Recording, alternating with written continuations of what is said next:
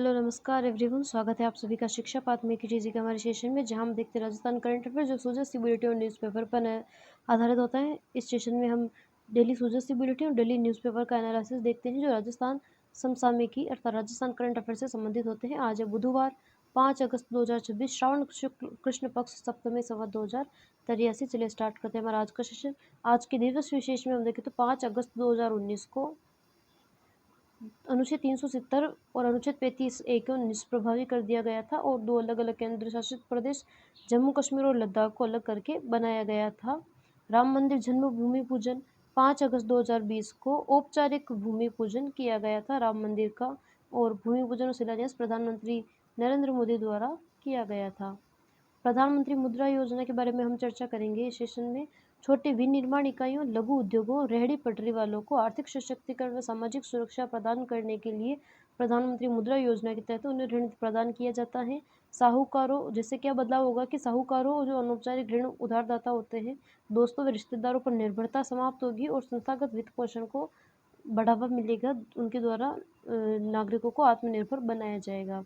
राजस्थान राज्य के प्रधानमंत्री मुद्रा योजना के तहत आंकड़े हम देखें तो राजस्थान में टोटल प्रधानमंत्री मुद्रा योजना के लाभार्थी है 2,55,91,351, लगभग 2.55 करोड़ जो नागरिक है वो प्रधानमंत्री मुद्रा योजना का लाभ ले रहे हैं, जिनके तहत कुल स्वीकृत ऋण राशि राजस्थान में उपलब्ध करवाई गई है वो है 2,18,423 करोड़ रुपए उपलब्ध करवाए गए हैं। 2,55,91,381 लोगों को 2,18,423 करोड़ का जो ऋण है वो स्वीकृत किया गया। महिला भागीदारी हम इसमें देखें तो 1,54,15,000 से अधिक महिला नागरिकों को प्रधानमंत्री मुद्रा योजना के तहत ऋण प्रदान किया गया। महिलाओं को 67,982 करोड़ अर्थात 67,982 करोड़ से अधिक का ऋण स्वीकृत किया गया। लगभग 60% हिस्सेदारी महिलाओं के नाम पर ऋण लिया गया प्रधानमंत्री मुद्रा योजना के तहत। वित्तीय वर्ष 2025-26 की प्रगति हम देखें तो 23,74,031 से अधिक लाभार्थियों को 31,460 करोड़ रुपए का ऋण वितरित किया गया 2025-26 में। राष्ट्रीय स्तर के आंकड़े हम प्रधानमंत्री मुद्रा योजना के देखें तो कुल 59,14,00,000 से अधिक लाभार्थियों ने प्रधानमंत्री मुद्रा योजना का लाभ लिया था। कुल स्वीकृत राशि 41,71,000 करोड़ का स्वीकृत राशि के तहत उनको ऋण दिया गया। बिना किसी गारंटी के असंगठित क्षेत्र को ऋण उपलब्ध कराने वाला विश्व का सबसे बड़ा बिजनेस इकोसिस्टम है प्रधानमंत्री मुद्रा योजना। योजना की प्रमुख विशेषताएं श्रेणियां देखें तो शुरुआती गैर कॉरपोरेट व लघु उद्यमों को 20 लाख रुपए तक का ऋण उपलब्ध करवाने के लिए वर्ष 2015 में शुरुआत की गई थी प्रधानमंत्री मुद्रा योजना की। इसमें 3 श्रेणियां बांटी गई हैं, किशोर, शिशु, किशोर व तरुण, 3 श्रेणियां बांटी गई हैं जिसके तहत उन्हें ऋण दिया जाता है। तरुण प्लस जरूरत के अनुरूप विभिन्न वर्गों में विभाजित है, जिनमें मुख्य रूप से SC, ST, OBC वर्ग के विनिर्माण इकाइयां, दुकानदार, फल सब्जी विक्रेता, ट्रक टैक्सी ऑपरेटर, कारीगर, रेहड़ी पटरी वाले और खाद्य प्रसंस्करणकर्ता को लाभार्थी बनाया गया है तरुण प्लस में। टीबी मुक्त राजस्थान अभियान, मुख्यमंत्री भजनलाल शर्मा के नेतृत्व में टीबी मुक्त राजस्थान को एक जन आंदोलन बनाना, प्रधानमंत्री नरेंद्र मोदी के भारत को टीबी मुक्त बनाने का संकल्प को साकार करना इसका उद्देश्य है। आधुनिक तकनीकी AI, समयबद्ध उपचार, माइक्रोबायोलॉजिकल जांच और व्यापक जन भागीदारी इसकी प्रमुख रणनीति के तहत कार्य किया जा रहा है। राजस्थान को टीबी मुक्त बनाने में अत्याधुनिक तकनीक व जांच सुविधाएं हम देखें तो हैंड हेल्ड डिजिटल एक्सरे, प्रदेश में 137 हैंड हेल्ड मशीनें कार्यरत हैं एक्सरे की, जो दूरस्थ दुर्गम क्षेत्रों में on the spot chest x ray सुविधा उपलब्ध करवाई जाती है। हैंड हेल्ड अर्थात हाथ से जो ऑपरेट किया जाता है, हाथ से ऑपरेट किया जाता है। छोटी पोर्टेबल एक्सरे मशीनें आती हैं जिन्हें हाथ से ऑपरेट कर सकते हैं, उन्हें कहते हैं hand held digital x ray. On the spot जो चेस्ट है उसके एक्सरे की सुविधाएं उपलब्ध करवाती है। दुर्गम क्षेत्रों में भी इसे ले जाना ईजी होता है। पोर्टेबल एक्सरे मशीनें होती हैं। नाट NAAT नेटवर्क, राज्य भर में 643 नाट मशीनों को व्यापक नेटवर्क स्थापित किया गया है, जिससे त्वरित उच्च गुणवत्ता जांच व दवाई प्रतिरोधी टीबी की पहचान संभव है। 643 टोटल नाट मशीनों का व्यापक नेटवर्क स्थापित किया गया है। AI तकनीकी टीबी नियंत्रण कार्यक्रम में आर्टिफिशियल इंटेलिजेंस आधारित मॉडल को प्रभावी शुरू किया गया है। अभियान का प्रमुख उपलब्ध व आंकड़े हम देखें तो टीबी मुक्त पंचायतें वर्ष 2025 में प्रदेश की 6,547 ग्राम पंचायतें टीबी मुक्त हो चुकी हैं।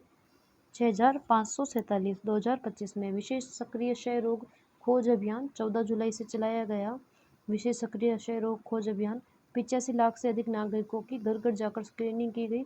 15,302 ऐसे रोगी पाए गए जिनमें टीबी के लक्षण 15,302 ऐसे रोगी थे जिनमें टीबी के लक्षण एसिम्प्टोमेटिक थे। 100 दिवसीय टीबी मुक्त भारत अभियान 24 मार्च से 27 जुलाई तक 27 जुलाई तक 100 दिवसीय टीबी मुक्त भारत अभियान चलाया गया। 38,23,000 लोगों की स्क्रीनिंग की गई। भारत के हम आंकड़े देख रहे हैं। 34,37,000 चेस्ट एक्सरे और 2,79,000 नाट जांचें की गई। 58,358 नए टीबी मरीजों की जो पहचान पूरे भारत में हुई है और राजस्थान में 15,302 ऐसे मरीज पाए गए 15,302 जिनमें सिम्टम्स नहीं थे टीबी के, परंतु उन्हें टीबी रोग था, परंतु सिम्टम्स उनके अलग थे। जन भागीदारी जन कल्याणकारी योजनाएं निक्षय मित्र पहल निक्षय मित्र द्वारा मरीजों को निक्षय पोषण किट उपलब्ध करवाया जा रहा है के माध्यम से आवश्यक पौष्टिक आहार उपलब्ध करवाया जा रहा है। सरकारी शिविर पंडित दीनदयाल उपाध्याय शिविर स्वस्थ नारी सशक्त परिवार अभियान शहरी व ग्राम सेवा शिविरों से टीबी उन्मूलन को गति मिली है। सामाजिक सहयोग विद्यालय महाविद्यालय माय भारत स्वयं सेवकों जनप्रतिनिधियों एनजीओ के माध्यम से सामाजिक कलंक को दूर करने का प्रयास किया जा रहा है।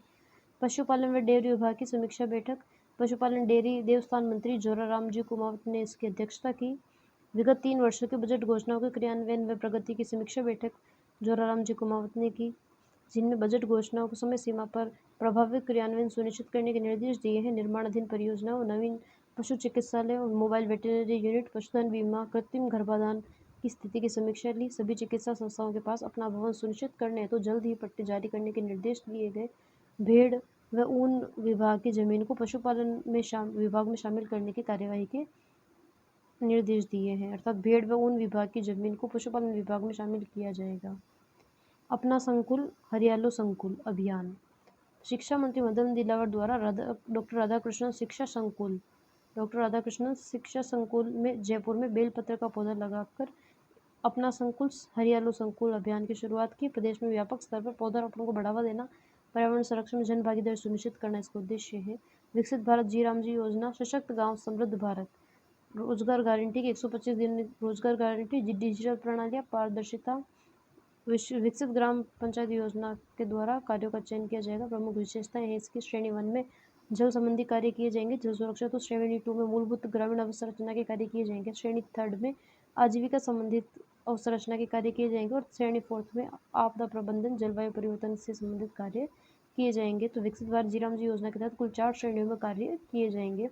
शहरी सेवा शिविर गुड गवर्नेंस के प्रतीक मुख्यमंत्री भजनलाल शर्मा के नेतृत्व में आयोजित हुए थे। 12 जून से 30 जुलाई तक शहरी सेवा शिविर ग्रामीण सेवा शिविर सेवा शिविरों का आयोजन 12 जून से 30 जुलाई तक किया गया था। प्रदेश भर में शहरी क्षेत्र में 11,489 शिविरों का आयोजन किया गया। 11,479 शिविरों का आयोजन किया गया। अंत्योदय के संकल्प को साकार करते हुए समाज के अंतिम व्यक्ति तक जन कल्याणकारी योजनाओं की पहुंच सुनिश्चित करने का उद्देश्य था, जिसमें टोटल हम उपलब्धि देखें तो पट्टे जारी किए गए 53,078 पट्टे जारी किए गए।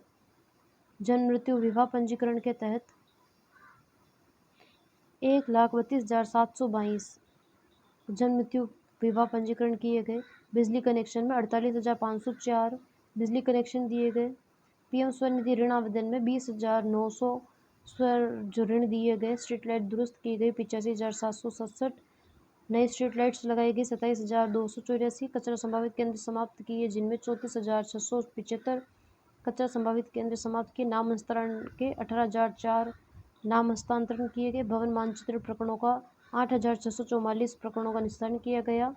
15,500 पालनहार योजना का सत्यापन कार्य सेवा शिविरों के माध्यम से किया गया। अब हम देखेंगे अलवर पंचगौरव कार्यक्रम के तहत अलवर के पंचगौरव भौगोलिक व ऐतिहासिक परिचय। अलवर का हम देखें तो राजस्थान का उत्तरी पूर्वी भाग अरावली पर्वतमाला के सुरमय पहाड़ियों के बीच बसा है। अलवर राजस्थान का सिंहद्वार भी कहा जाता है। मत्स्य महाजनपद का हिस्सा रहा अलवर। बाद में मराठों भरतपुर के जाट शासकों के अधीन रहा था। वर्ष 1775 में महाराजा प्रताप सिंह ने अलवर रियासत की स्थापना की थी। 1775 में महाराजा प्रताप सिंह ने अलवर रियासत की स्थापना की थी। अलवर के पंचगढ़ों में हम चर्चा करें, एक जिला एक खेल। अलवर का जो पंचगढ़ों के तहत खेल आवंटन किया गया है वो है कुश्ती। अखाड़ों से लेकर राष्ट्रीय अंतर्राष्ट्रीय स्तर पर समृद्ध परंपरा है। प्रशिक्षण केंद्रों में विकास, आधुनिक कुश्ती मेट, ब्लॉक स्तर पर प्रशिक्षक, कोच, दंगल प्रतियोगिताएं आयोजित की जाती हैं और खेल सामग्री की अच्छी उपलब्धता अलवर में है। नेक्स्ट हम देखेंगे, एक जिला एक वनस्पति प्रजाति है अर्जुन, टर्मिनेलिया अर्जुन इसका वैज्ञानिक नाम है। अलवर जिले का जो वनस्पति है वो है अर्जुन, टर्मिनेलिया अर्जुन। औषधीय वृक्ष है, हृदय स्वास्थ्य, कोलेस्ट्रॉल, रक्तचाप नियंत्रण में उपयोगी। जिले की सरकारी नर्सरी में पर्यावरण संरक्षण हेतु लगभग 2 लाख अर्जुन के पौधे तैयार किए जा रहे हैं। नेक्स्ट हम देखेंगे, अलवर की उपज है लाल प्याज, एलियम सेप्पा। मालाखेड़ा, उमरेड़, रामगढ़, गोविंदगढ़, लक्ष्मणगढ़ प्रमुख केंद्र है लाल प्याज के। उच्च गुणवत्ता, गहरा लाल रंग व गुलाबी रंग, उत्कृष्ट स्वाद व बेहतर भंडारण क्षमता के लिए अलवर में फेमस है। नेक्स्ट हम देखेंगे, अलवर का जो उत्पाद है वो है ऑटोमोबाइल्स के पार्ट्स। राष्ट्रीय राजधानी क्षेत्र दिल्ली एनसीआर में के निकट होने के कारण ऑटो उद्योग का तेजी से विकास हुआ है। गुणवत्ता वाले वाहन पुर्जे कंपोनेंट्स का निर्माण किया जाता है जो बड़े पैमाने पर रोजगार का सृजन करता है। एक जिला एक पर्यटन स्थल के तहत अलवर जिले का पर्यटन स्थल है सरिस्का टाइगर रिजर्व।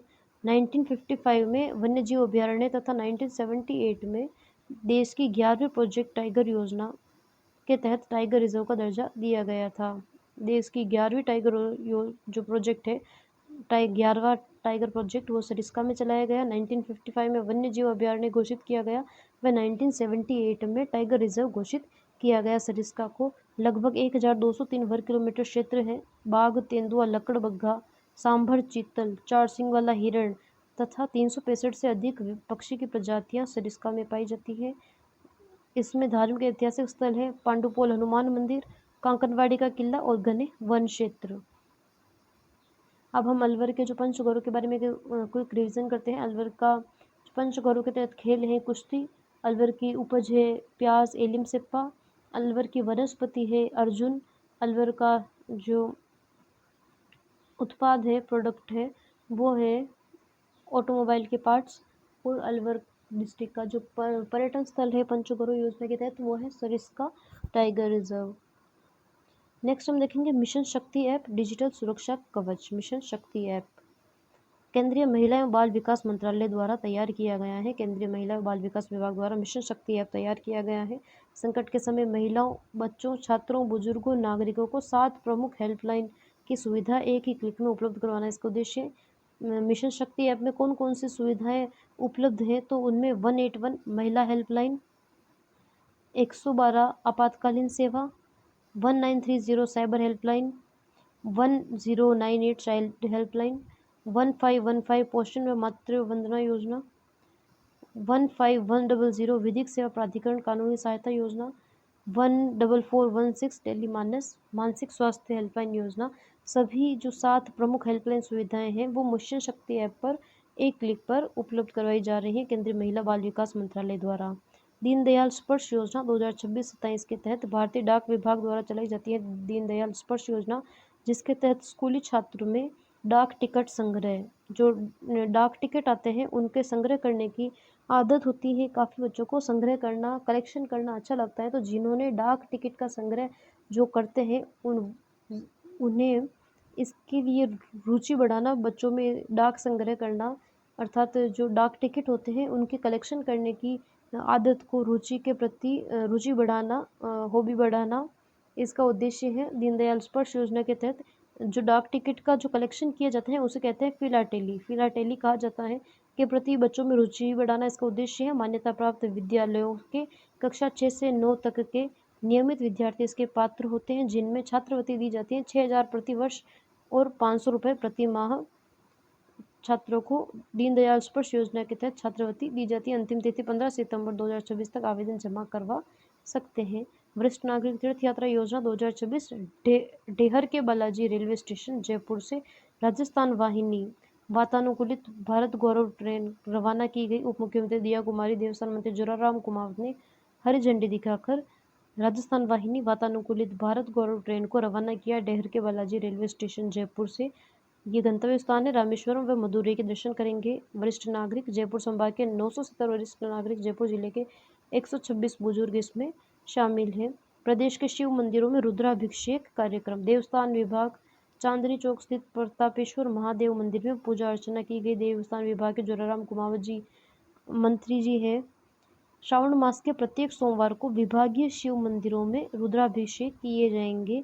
इसके लिए जो 83 प्रमुख मंदिरों के लिए 9,33,000 का बजट जारी किया गया है। प्रत्येक मंदिर को 21,000 तथा राज्य स्तरीय आयोजन को 51,000 की सहायता दी जाएगी। रुद्राभिषेक के लिए 83 मंदिरों में 9,33,000 रुपये जारी किए गए हैं।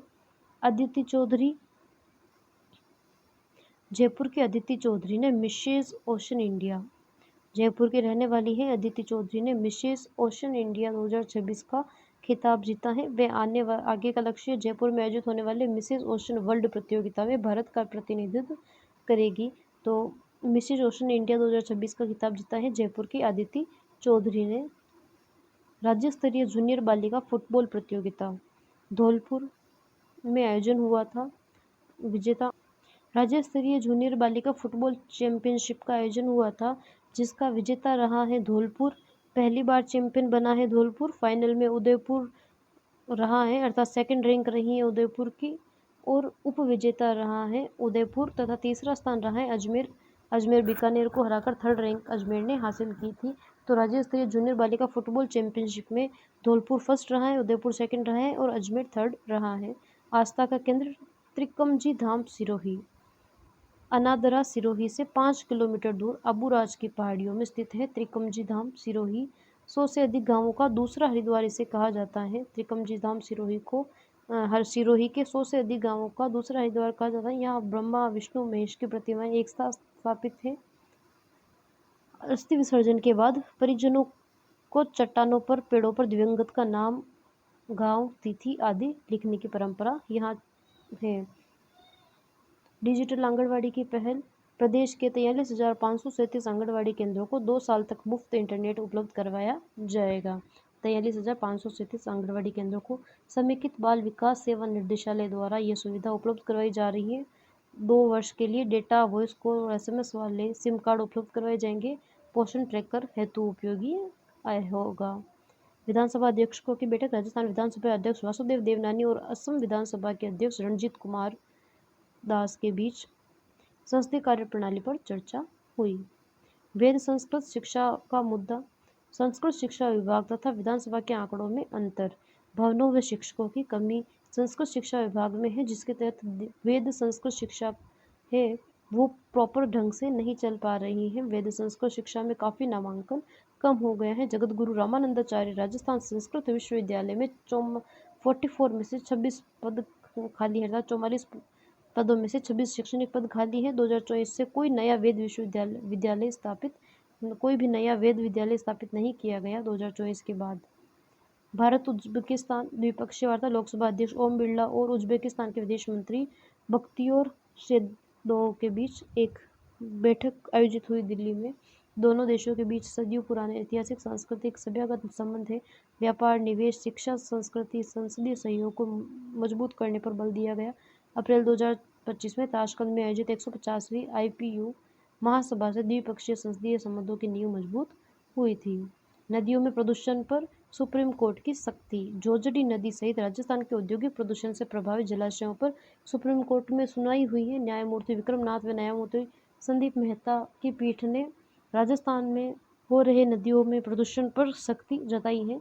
मुख्य सचिव की अध्यक्षता में अंतर विभागीय टास्क फोर्स का गठन कर मुख्य सचिव श्रीनिवास उनकी अध्यक्षता में अंतर विभागीय टास्क फोर्स का गठन किया जाएगा। 3 सप्ताह के भीतर 20 सूत्रीय कार्य योजना प्रस्तुत की जाएगी। मुख्य सचिव श्रीनिवास पाली, जोधपुर तथा बालोतरा का दौरा कर स्थिति की समीक्षा लेंगे। जोजड़ी नदी की स्थिति की समीक्षा लेंगे। साइबर गुलामी, अंतर्राष्ट्रीय मानव तस्करी का पर्दाफाश। कंबोडिया बॉर्डर पर चलाए जा रहे फर्जी साइबर स्कैम सेंटर्स में भारतीय युवाओं को बंधक बनाकर ठगी कराने के मामले का खुलासा हुआ है, जिसमें साइबर थाना पुलिस द्वारा ब्यावर और सीकर में छापेमारी कर गिरोह के संदिग्धों को पकड़ा गया। Modus operandi. विदेश में नौकरी का झांसा देकर युवाओं को कंबोडिया, लाओस ले जाकर AI आधारित फर्जी महिला प्रोफाइल बनवाकर ठगी करवाई जाती है। और इसमें जो है यहाँ से विदेश में अच्छी नौकरी, अच्छे पैकेज का लालच देकर युवाओं को यहाँ से कंबोडिया, लाओस आदि देशों में ले जाया जाता है। फिर वहाँ जाकर उनसे वो पासपोर्ट छीन लिए जाते हैं।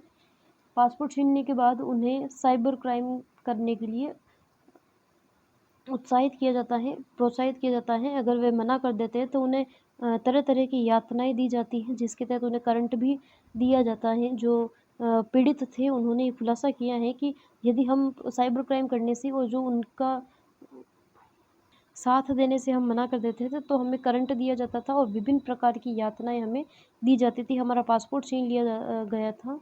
तो इस प्रकार से जो राजस्थान के ब्यावर के जिक्र के जो संदिग्ध हैं वो यहाँ से नौकरी का झांसा देकर युवाओं को विदेश में भेजते और वहाँ से उन्हें साइबर ठगी के नेटवर्क में भेज देते और मानव तस्करी का कार्य करवाते थे। पुरस्कार सम्मान: डॉक्टर DB क्षीरसागर पुरस्कार, पंडित विष्णु दिगंबर पलुस्कर संगीत रत्न सम्मान। अखिल भारतीय गांधर्व महाविद्यालय मंडल मुंबई द्वारा 22 अगस्त को नवी मुंबई में प्रदान किया जाएगा। जोधपुर के इतिहास व कलाविद, संगीत नाटक अकादमी जोधपुर के पूर्व सचिव तथा 20 से अधिक पुस्तकों के लेखक संपादक को यह प्रदान किया जाएगा। डॉक्टर क्षीरसागर पुरस्कार पंडित विष्णु दिगंबर को प्रदान किया जाएगा। नेक्स्ट हमारे है खेल उपलब्धि भारत खन्ना। मैसूर में आयोजित राष्ट्रीय एक्रोबेटिक जिम्नास्टिक चैंपियनशिप। मैसूर में आयोजन हुआ था राष्ट्रीय एक्रोबेटिक जिम्नास्टिक चैंपियनशिप, जिसमें भारतीय सेना के खिलाड़ी भारत खन्ना ने सिल्वर मेडल और एक ब्रॉन्ज मेडल जीता है।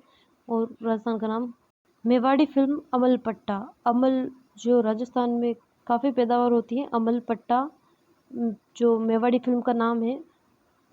मेवाड़ी भाषा की पहली अपराध रोमांच क्राइम थ्रिलर फिल्म है अमल पट्टा। मुंबई में आयोजित ब्रिक्स फिल्म समिट में विशेष प्रदर्शन हेतु चयनित हुआ है। अमल पट्टा का निर्देशक व निर्माता है सौरव जैन तथा दिनेश बरड़ द्वारा निर्माण किया गया है।